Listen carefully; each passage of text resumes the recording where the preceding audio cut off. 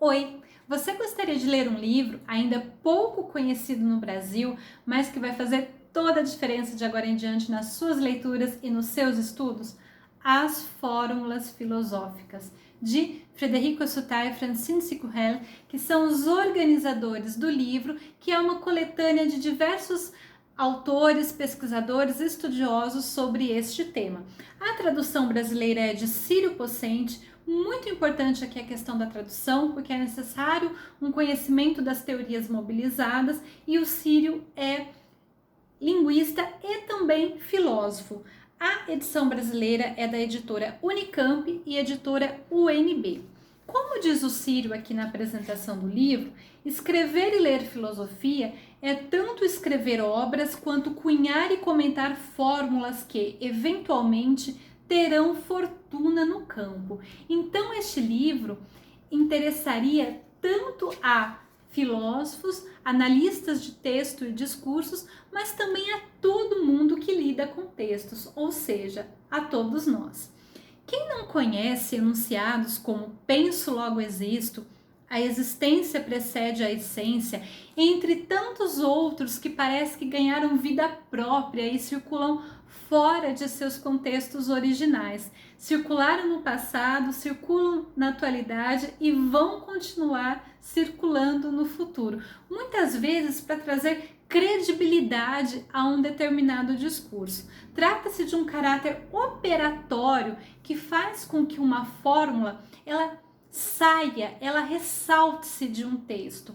E uma das discussões que são feitas aqui é a seguinte: em que medida essas fórmulas elas realmente são percebidas e escapam dos textos, ou a própria escrita filosófica ela já é uma escrita formulaica, é uma escrita que proporciona esse caráter formulaico de certos enunciados, que também tem uma função para o campo da filosofia, que é uma função de popularização de determinadas doutrinas e teorias.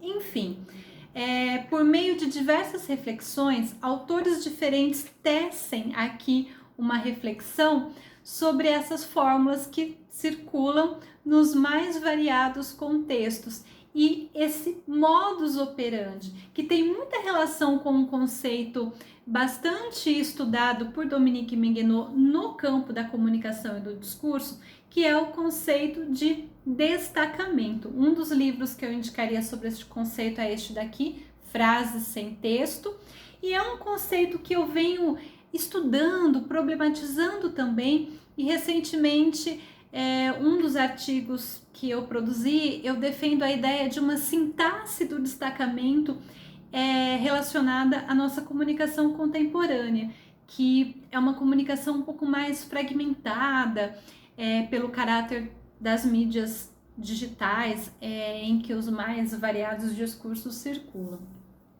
Neste livro, inclusive, há um artigo do Dominique Menguenot, em que ele discute a fórmula filosófica e seus comentários. Uma das fórmulas que ele comenta um comentário, ele cita aqui um manual de filosofia que discute a fórmula famosa de Marx: a religião é o ópio do povo. Todo mundo já ouviu falar essa frase, mas poucos se aprofundaram no contexto em que ela foi emitida.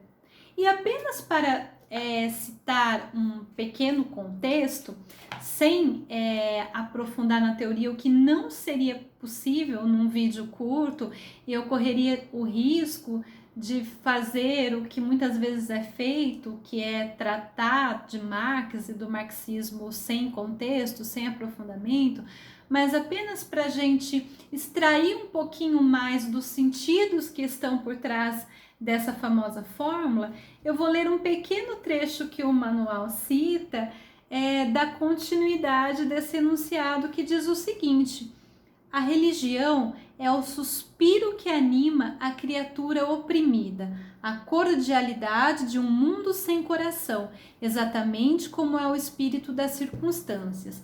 Então, quem conhece apenas a fórmula pura e simples, a religião é o ópio do povo, vai entender essa frase como uma crítica à religião em si e, consequentemente, uma crítica a Deus, uma frase de um ateu.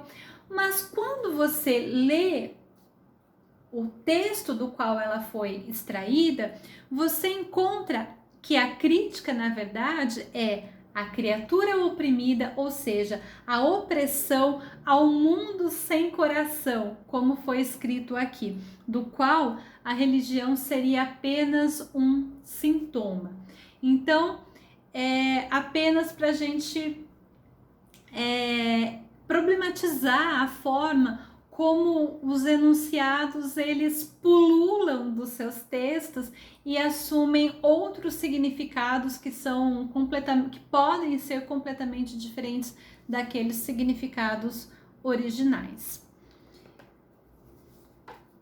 Enfim, e mesmo o comentador, né? Mesmo o comentador que comenta essa fórmula também traz um dos pontos ou alguns dos pontos de vista possíveis sobre ela.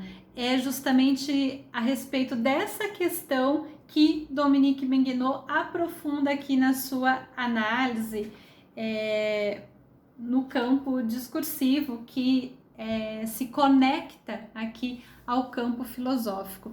Então, é um livro muito interessante para a gente